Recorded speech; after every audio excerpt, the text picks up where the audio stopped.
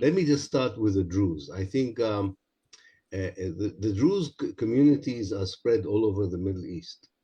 And they have, I'm not sure whether it's a religious imperative or this is kind of an acquired historical experience um, by which they try to not to oppose the power that be where they are. So there would not be pro-Israeli Druze in Lebanon, and there will be no pro-Israeli Druze in Syria.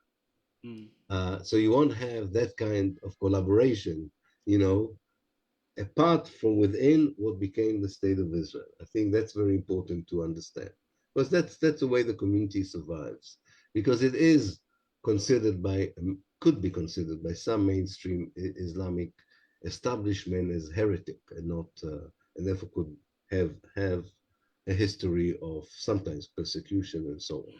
So that's their instinct is to go along with the power that be.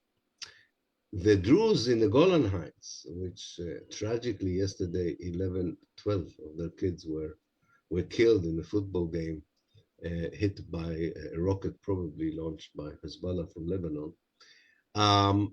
They are a different case because they were annexed to Israel in 1967, and many of them, not all of them, but many of them still see themselves as citizens of Syria and refuse to accept the Israeli identity card.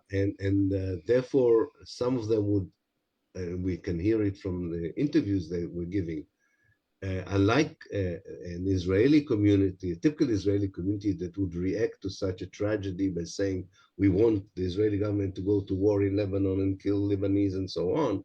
Some of them said very clearly, we think the only solution is to end the war in Gaza, and then things would come to some normality, which you will never hear from a Jewish Israeli citizen, right?